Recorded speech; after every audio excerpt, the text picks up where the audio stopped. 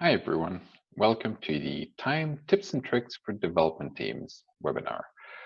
I'm Sasha Tsirfos, Product Manager over at 7Pace, and I'll be your guide in this webinar. I'm also joined by my colleague.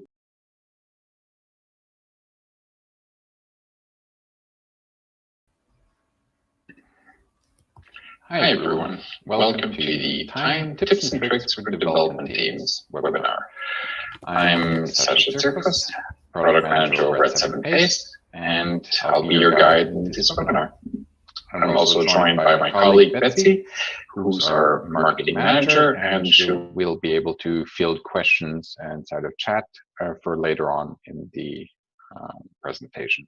So if you do have any questions while I'm rambling on, please write them in chat and we'll get to them at the end. So why are we talking about time? Basically because we believe that's important. Who's we? We're 7Pace. We're the creators of 7Pace Time Tracker, which is an extension for time tracking inside of Microsoft Azure DevOps. And we're a small team of 30 people. And our goal is to create a tool that helps organizations get the info that they need about software development projects, while giving developers a tool to get insights from and that they don't hate to use. So it's a bit of a mouthful, but essentially we believe that time tracking is very important, not just for managers, but also for the actual developers that need to fill out their timesheets. So let's start with a very unpopular opinion, at least unpopular with managers, and that's that developers are right to hate time tracking. Because, well, initially time tracking was basically a form of control over your employees. It was to make sure that they were where they're supposed to be for the amount of time that they're supposed to be there. So the main three objections to time tracking by developers these days is basically it's an enormous time suck, it robs them of autonomy, and it's a pretty big morale killer if it's implemented in the wrong way. So with regards to why poor time tracking is such an issue, we have to look at the three core internal motivations for successful employees. This isn't only tied to time tracking, however, it's a pretty fundamental concept, and I'm just going to explain it very briefly. So there's three main parts that makes very motivated employees. Searching for my words there. Sorry. Autonomy is the first one. So for some organizations, autonomy can mean simply to let employees choose what they're working on. For others, it might mean letting them pick their own schedules or deciding how work it needs to be done. But basically, it's the level of freedom that employees have within the company. The other item is mastery. So we all want to be better at building things or doing things rather, and we want to see a tangible progress when we're trying to do something. If it's not improving, then we as humans feel it's not worth doing. And that's why learning a language or an instrument can be so frustrating at first. And you try, you practice, you move forward, and if you're not getting anywhere, well, your interest wavers and you give up, like I did with the piano. The third item for core motivation is purpose. It's what gets you out of bed. It's why you want to, why you get to work every morning, why you get in and you're not moaning and groaning and you're actually in a good mood and ready to do something, as you have a sense of purpose. You can't fake a sense of purpose. Either you have it or you don't. And those that have this are typically the ones that are the most motivated to do work. So time tracking can actually be used to help with all three of these core tenets. And this is what I'm going to be talking about in this presentation. Lucky you. So first, though, let's start with a few time tracking red flags, or here's a few issues that you might encounter inside of your own company, which typically demotivates people and shows that you're using time tracking in the wrong way. The first of these is that time tracking becomes its own job. Yeah, that it just, if it takes forever to fill out your timesheet, if you have a timesheet item called filling my timesheet and you're putting time into that, you're definitely doing it wrong. It's a pain. You need to remember what you did. You need to remember how to fill your timesheet. Are you sure you're filling it correctly? Am I being too granular? Am I being not granular enough? It's all wasted time that can be better spent elsewhere. So definitely not where you want to be. Time tracking is not a performance tool. So you cannot use this by taking story points, taking timesheets, putting them together and say, okay, 3 story points, that's exactly 10 hours. Doesn't work that way. It can help for scoping, it can help for planning, definitely. You can do some comparison between the two, but knowledge work is so non-linear that it's a really poor tool or poor form to combine story points and time estimates, for example. And if you're trying to convert the two and just to get a more precise estimate, then it's definitely going to work either. However, both of those, the time and the effort, can be used together in another way that we'll get to a bit later. You definitely also don't want to use time tracking as a tool to compare developers amongst each other. Again, knowledge work is non-linear. So even if you have an exact same task that needs to be done by 2 different people, it's just people work differently. It's not the same. For some might be shorter, others might be longer. There's varying reasons why this can happen. And it's always comparing apples and oranges. So definitely something you do not want to do. Another red flag, and the last one we'll be looking at today, is that time tracking is often a crutch used by management. And it's also implemented because of trust issues between the management team and the development team. So as I mentioned, again, knowledge work is not linear, so nobody can work at peak productivity for the whole day. Definitely not for the whole 40-hour week. There's ups and there's downs. Sometimes doing something will take you a couple of days, and if you had started later, it would have taken you only 1 day. Who can say? So it's definitely not something that's repeatable exactly. So you need to trust your team. You need to know that what they're doing is to the best of their abilities, and the time that it takes is just the time that it takes. So if you really want to demoralize your team then and make them distrust you even more, then you can definitely use your timesheet against them. So you can say, hey, well, last week you did this activity, it took you 5 hours, and this week you did the same activity, but it took you 3. So what were you doing last week? Or vice versa. That's not how time tracking should be used, and it definitely doesn't work that way. It'll normalize over time for sure, but you can't just take punctual items here and there and combine them together. So there's no point in scolding your team for taking too much time on doing something. So the only thing you're doing here is communicating to them the fact that you don't trust them to do their work. You think they're slacking off. So definitely not helpful. So how can you counter some of these things? Well, now let's get to what you came here for, the tips and tricks. The first one is pretty much starting with the basics. You need to implement smart tracking practices. So, I mean, emailing an Excel worksheet from each employee, sending that to your manager, having the manager collate them together, and then try to do pivot tables and this and that to get some sense out of them, to get some data out of them.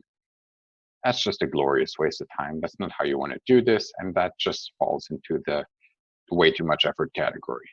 So what you want to do is you want to get the right tool for the job. So obviously at 7pace, we have one 7pace time tracker for Azure DevOps. This one has the advantage of being deeply integrated and connected to the tool that the development team is using. So Azure DevOps means they're already in Azure DevOps doing their work. So adding time inside of that tool is actually not that big of a stretch. So it makes things a lot more easier, a lot more transparent, and a lot more accurate as well. So that's definitely what you want to be on the lookout for in your tool, something that makes the task as easy as possible and provides you with the richness of information that you need for the following steps. So what are the benefits of time tracking for a development team? Well, it actually helps with estimating delivery times. The more data you get, obviously, the more precise you get, but it gives you it's a good guideline to help you out. So it's definitely not a silver bullet, but you can compare your past estimates to reality and see how right or how wrong you were. And then using that information, when you have other estimates that come down the road, you can actually make those with a more educated estimate and therefore more accurate. And over time, as you do this more and more and more on different projects, different type of work, then you get even more accurate, and it becomes much easier as an exercise to do with your team as well. So yes, the other things that the other benefits, you can identify all of those black hole projects, time-sucking tasks, all these things that you do on your day-to-day or on your week-to-week that don't appear anywhere, that nobody knows you're actually doing, but that are still important, or actually that might not be. So identifying these tasks allows you to look at how you spend your time, and if you realize, you know what, I'm spending a ton of time on these things, nobody knows about it, but it's actually pretty important. So you can bubble that up to the surface, say, hey, manager guy, I spent half my week on this stuff. Maybe we should start tracking it better, or maybe it needs to be assigned to somebody else so I can focus on my project. But without that information, you can't have these conversations. It also serves into highlighting all this work that you do that is always happening in a vacuum. A great example of this is perhaps customer support. Oftentimes, engineering teams are called upon to help with a particular customer problem. And oftentimes, that time is not tracked anywhere or is not thought about. And you just spent this week 6 hours helping out support to get the customer happy. It's still important work, but those are 6 hours you weren't coding or you weren't working on your project. So you need to highlight this information and bring it up so it makes it more visible. Also, the advantage here is that it helps highlight all those stupid meetings that are useless. So if you realize that your week is filled with all these meetings that don't bring that much value, well, now you can actually show how much time you're spending in these. And then you can, whether or not they bring value is a different discussion. However, you can at least highlight those up and have the discussion with your manager and see, okay, should I just drop out of these, or are they really important? If yes, then we should make these more visible and include that all that lost time, or factor it in when we're estimating additional work in the future as well. So it's very useful for highlighting these sorts of things. So what are some best practices for the team leads? Basically, it goes around back to the point of, well, just make sure you don't have any of those red flags I mentioned. So don't conflate time with effort. They're two different measures used for two different things. Definitely useful, but you do not want to start comparing the two together. One thing you do want to do is basically what I'm doing here, reframing the process, explaining where the value of time tracking is. Discuss the underlying reasons why time tracking is important. It's a planning aid. It surfaces hidden work. Even on the corporate side of things, it does have benefits. Of course, it allows you to identify and mark work that could apply for tax benefits, for instance, like R&D work and such. It can help you better bill your customers. So you can have actually more accurate invoices to send to these customers, give them more insights into the project as well. You need to make sure that the time tracking is also integrated into the planning process, because time tracking will provide you with a treasure trove of data, but you need to use it for it to be helpful. Otherwise, it's just data accumulating in a database somewhere. But by measuring your and analyzing the use of your own time as a developer, you're able to control how you're spending your time. You see where you're spending that time. So this is where it ties into the mastery aspect of it. You can analyze how much time you're spending on similar tasks, and over time you should see an improvement on that. Or perhaps you don't, and then you know, okay, maybe I should train a bit more on this, or I should learn a bit more about this and move forwards that way. The sense of purpose is also reinforced not only by a drive to complete tasks and projects, but to improve your own abilities. So it gives you a purpose. You want to do these things over and over again, or continue working on this sort of project to try to improve and to better yourself. And you can see over time how much effort you're putting into it as well. And one thing you definitely want to do is you want to lose, as a manager, you want to lose the carrot and sticks approach. That's not what tracking time should be about. It's not the traditional time tracking. That doesn't work anymore in this day and age. So, because doing it that way sabotages the very foundation of what it means to be a talented and high performance development team. Tracking time should be seen as inherently valuable. It's a way for engineers to manage themselves. And don't forget that any comparison between two different developers, two different people, it's always going to be apples and oranges. Because, as I said, knowledge work is not linear. So even if it's a similar task, it's only similar. It's not the same. There's going to be differences. Some person's going to do it faster. Some other person's going to do it slower. But then another task is going to come in, and the one that did it faster first time will be slower there, and vice versa. So it all evens out over time anyways. So comparing across each other isn't terribly helpful. And it just, again, it goes back to the trust issue.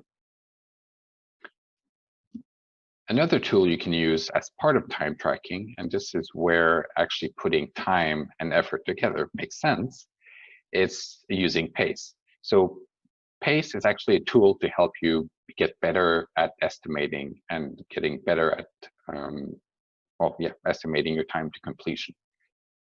It's a simple calculation that you can do with, you take your track time and you divide that by the estimation of the effort or the story points, depending on which method you use. And the idea here is that if you do this over numerous projects, it gives you a number. You can average all of those together, and that gives you a range a bit of your pace, where you should be. And once you have that, it gives you this sweet spot where your project should be. And if your pace is a bit lower, then you realize, oops, maybe you overestimated that time. If your pace is higher, whoops, maybe you underestimated that time. So by looking at this afterwards, after you're done with the project, it gives you a guideline for future projects. So it helps you be more accurate over time, because you're always trying to stay inside of that middle ground.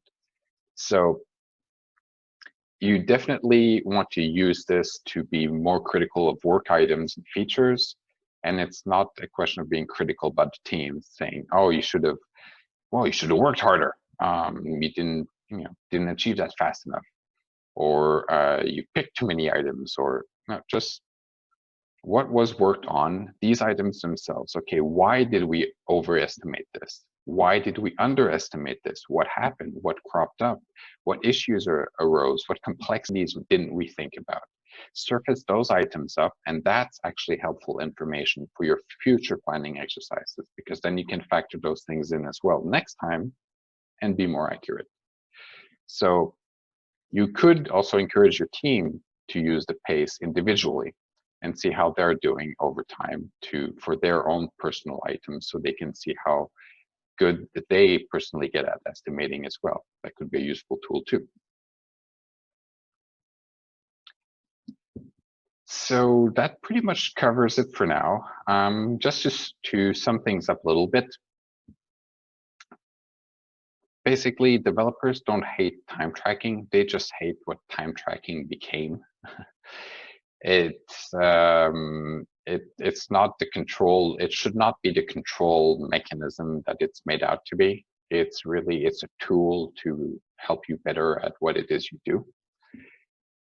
Autonomy, mastery, purpose, those are the three keys to successful employees. And we believe that time tracking can be used to achieve all three of these keys when used properly. There's definitely benefits to time tracking. Your estimations are going to get better. I know I'm saying it over and over again, but it is important. As much as we'd like to say to our bosses and the powers that be, well, it will be done once it's done. Very few of us have the luxury of being able to do that. So we will constantly need to estimate. So might as well get better at it and more accurate at it. And that way, well, people might leave you alone and trust more in you that you know what you're talking about, which you do. It's also a tool to learn if you're over and underestimating. Again, PACE can be a very easy to use tool, so you definitely should look at it. Have a check with some past projects after this webinar. Just have a quick look, do the calculations for 3 or 4 past projects and see how you're doing. And time tracking can be a self-motivation tool. I mentioned it again. It helps with the attaining autonomy, mastery, and purpose. So you definitely want to start making use of that in that light versus just writing time down for its own sake. As a manager, you want to make sure that you frame this process as what it is. It's not a control tool. It's a tool to become a better team, basically. And that's how you want to present it with some of the tips and tricks that I shared previously.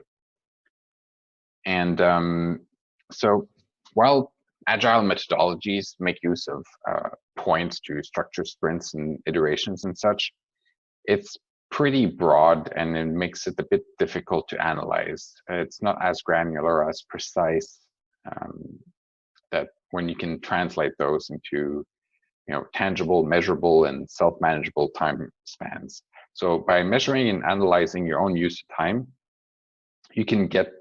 you basically get control over how you spend that time.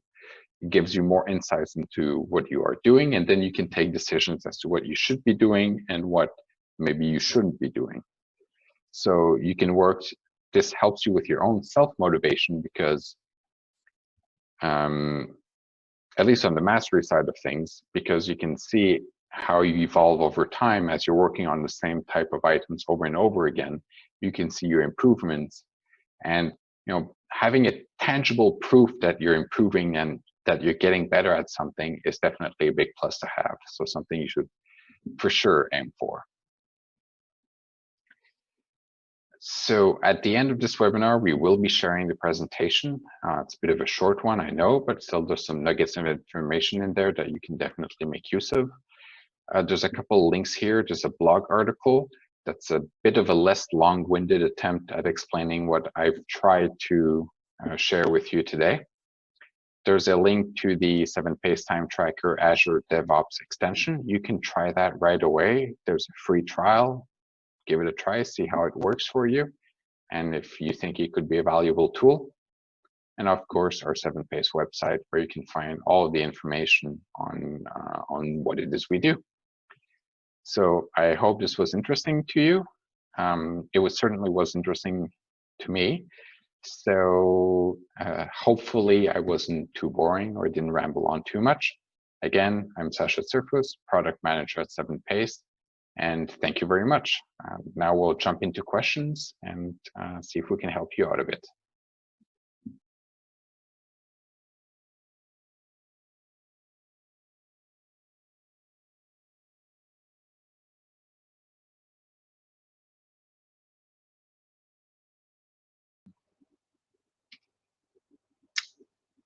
Hello again. just a quick reminder, we did run a few polls during the presentation, so if you want to have a look and see how you compare and how others are seeing time tracking, please check out the tab and answer some of those questions. It would be very nice.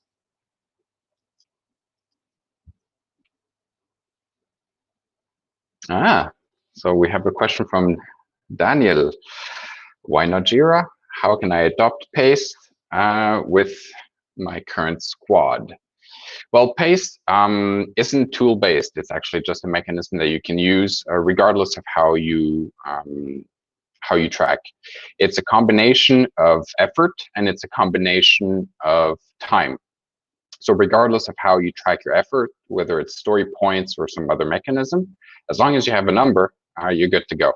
And same goes for time. You can see if you don't track, because I happen to know you, unless something changed, you don't have currently a very thorough time tracking system, but you can still see perhaps via sprint-based or by playing with the numbers a bit, but at least you can use the story point effort you have at first. Then you look at how much time was spent to achieve the story goal. And then you need to compare a few of those to get an average. So ideally, if you can get a mix of different story point stories and a mix, also a few similar ones, and you can see how much the time, what your sweet spot is for the team, because it will vary from team to team, just like story point values vary from team to team as well. And once you have that value, then you can have a look-see. Next time you have a planning exercise, and you can see, all right, last time we were around here, and this is where a number is. Then the time before that, we were slightly off. So are we doing better? Are we not doing better? What can we work on? So hopefully that helps a bit. But yeah, it might be a bit tricky if you don't have the exact time tracking. But you can still make do by just looking at the amount of sprints it takes to achieve a particular story, and then with the number of devs, maybe you might need to divide that just so you have a more standard numbering.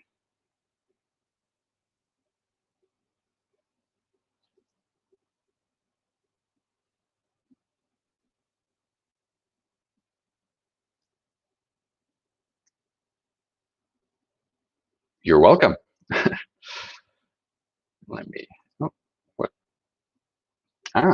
Can you share success stories of customers who use your solutions and or how they would measure the success for them? Usefulness of reports generated or developer satisfaction? Ooh, that's a tricky one. Success stories. Let me see if I can think of a specific case.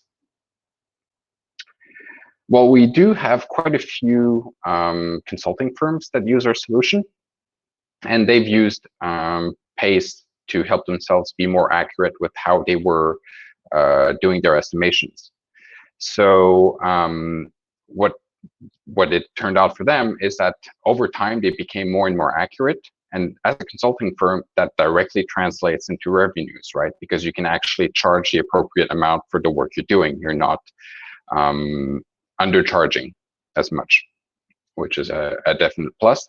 With regards to developer satisfaction, that's a bit of a tricky one because it's hard to measure. But if we can look, I can look at our team here. We make use of this extensively in-house. And it's been very useful in some cases when we try a new technology, for instance, and you start working with it more and more, you can track over time to see how better you're getting at it or how more experienced you are with it, which, by the way, also helps when it's time to do those yearly evaluations or every 6 months or whatever the cadence may be. So having those as well does help. It is motivating to see that over time you are doing better. So for new employees, for instance, when they get onboarded, they start to get into the grind. At first, it's difficult because you don't know how the underlying systems are working and that sort of thing. But then as time goes by, you realize that you're getting better and better and faster at achieving work you've had trouble with a few months or a few years even before in some cases. So we do have another successful story, actually, customer I remember called Ashley Furniture. So big US furniture sales and manufacturing as well, I think, not sure, in the US. But they've actually used this for their software development teams. And they've also used it on the corporate level. The information from that, they've used it for capital expenses and operating expenses. By using the exact time values, they were able to better capitalize the work that they were doing. And they ended up saving a ton of funds from taxes. So it's a very corporate answer, but still, I mean, all those savings do translate somewhere else into, you know, getting more staff or sprinkling that throughout the company. So success story, maybe not so much, but just as a tangible achievement, is by using some of these techniques, it does help with the estimating bit. Every team has trouble estimating work. Once you have a team that's been working together for a long time, they do get really good at it, but it does take some time. And then if you start switching the work to completely different projects and things like that, even if it's an experienced team, you're restarting the wheel, and it makes it more difficult to get reasonable estimates. And although we do like to say that we're agile and it's going to be done when it's done, I've never seen that actually happening in real life, unfortunately. So you do need to be able to provide some accurate estimations. And by using your pace, for instance, you can use that to see if you're following the average from time to time. So it does help you a little bit, and it forces you to also reevaluate work you've done in the past and see, okay, what can I do better? What did I forget about that time that I can not forget about this time and factor in? So these things are often something we don't do.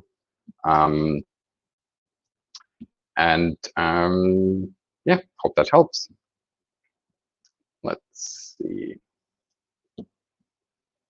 You're welcome. One question that we do get quite a bit is whether you should be tracking day to day, or if you try at the end of the week or at the end of the month. It's up to you. But that being said, the longer you wait before you do your tracking, the less accurate it gets. So if you only do it Friday before going home, when you know that the weekend's around the corner and you just want to get that cold beer, probably not going to be the most accurate data ever. So in our case, one thing that we wanted to propose to help with that is that in 7Pace Time Tracker, you can actually, you kind of have like a stopwatch type feature. So when you start working, you can just click it, and then the time starts calculating, and once you're done, you stop it. And if you take a break, you can stop, start, stop, start. And yeah, it makes things a bit easier. And then you end up with your tracking done every day. You don't even need to wait until the end of the day because it's done live. And with that, you end up with much more accurate data. So the more accurate the data, the better the results. But still, our customers are a mixed bag.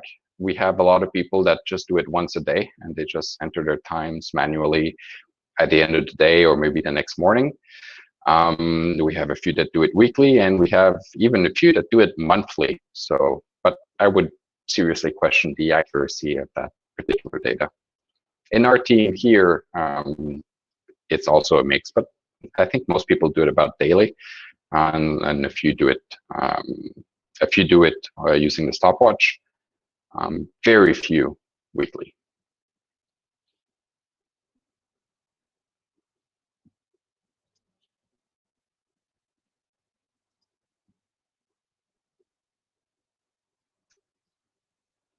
Can you explain a bit how tracking can help mastery? Basically, it helps by seeing your evolution over time. So for instance, when you start using a new technology, a new language maybe, or a new underlying system, and you start tracking the time you spend on that system, you can see that over a year you've spent hundreds of hours working on it. And you can, so from that perspective, it shows that you are now proficient or becoming proficient with that language just because of the amount of time you spend. So it brings a little more, it makes it a bit more tangible when it comes time to, if somebody asks you, are you proficient with such and such? Then you can say, yes, see, I have so many hours that I've spent using this particular technology or language. So that's one aspect of it. The other aspect of it is just seeing how well you're improving over time. So it goes a bit with the pace, but basically you try to find similar-ish tasks, and you can see that over time, ideally, you would become better and better at it. Therefore, the amount of time you spend to achieve something is lower. And if, like I mentioned, if that's not happening, then maybe it's a sign that you need a bit more help or support, or perhaps you need to study a bit more, or maybe take an online course or something to try to raise that a little bit. But at least now you know that you're not necessarily improving as much as you'd like. So you can take some actions and move forward. So it's a bit of a mixed bag there. Hope that answers that question.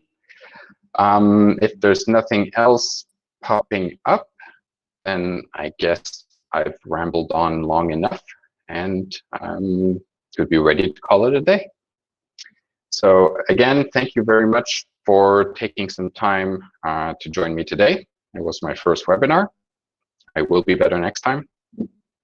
And yeah, thank you very much, and see you around.